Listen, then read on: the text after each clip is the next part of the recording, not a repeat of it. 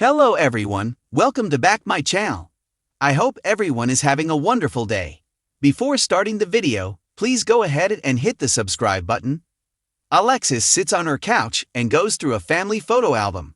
She recalls her last moments with Sam, who shared her engagement news with her.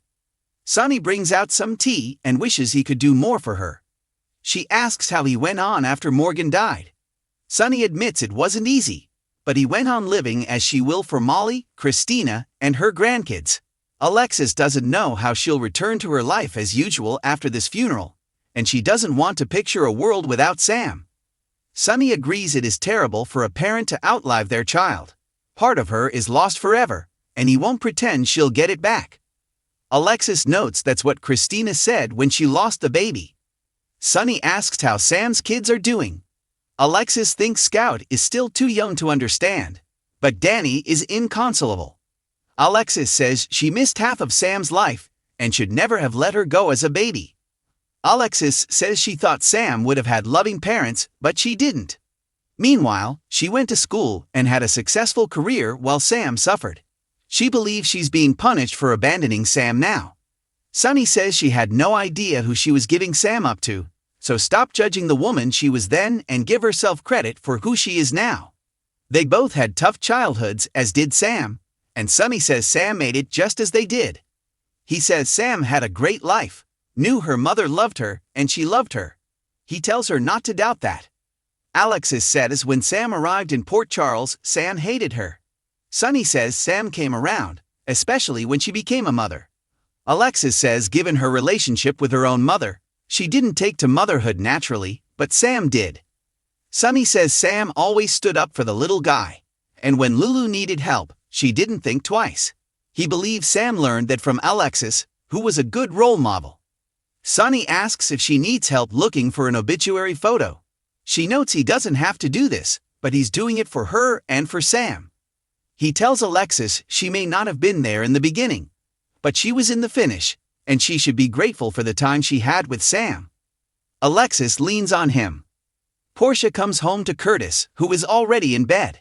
He can tell she's stressed and embraces her as she cries. Portia tells him that everything with Sam's pre-op tests and her post-op results were perfect. Curtis admits he's having a hard time processing this, as he and Sam were close. Portia says Lucas fought for his sister, and she was there when he had to call her time of death. She loves her job, but sometimes it's really hard. Curtis brings them some glasses of wine to calm Portia's nerves. Portia is worried about what might come back on the autopsy, as part of her feels responsible for letting Lucas operate on his sister. Curtis says it was Sam's call to have Lucas operate on her, and she is in no way at fault. Portia is hoping no one is, but she fears the autopsy will indicate she died from a surgeon error. Portia asks Curtis how his day was. He relays that he went to see Alexis and she's devastated.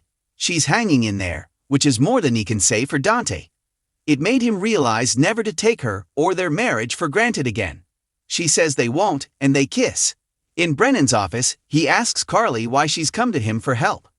Carly says Jason and Sonny have lost someone close to them recently. She decided to trust him, so don't make her regret it. Brennan appreciates her faith in him, says he'll take it from here, and asks her to go. Carly doesn't understand and wonders if he's working with Sidwell. He insists he's not, so she asks why she has to leave. Brennan says Sidwell saw her when he took Sasha. She's a witness, so she can't get involved any deeper. Carly realizes he's worried about her. He tells Carly that Sidwell is dangerous, so she needs to leave and pretend she never contacted the WFSB, or he'll put her in protective custody. She says he wins, and as she storms out, Brennan yells, "That dirty look was totally uncalled for, young lady." Alone, Brennan makes a call and puts a tail on Carly. In the hospital locker room, Brad tells Lucas how sorry he is. Lucas tells Brad that he can't do this now. Brad says he doesn't need to hide his sadness from him. Lucas cries that he can't face the possibility that his sister is dead because of him. Brad says he spoke to people in the OR and heard everything went well, and his extraction was flawless. Lucas regrets doing the surgery because now his sister is dead. Brad tells him it's not his fault, but Lucas says they don't know that.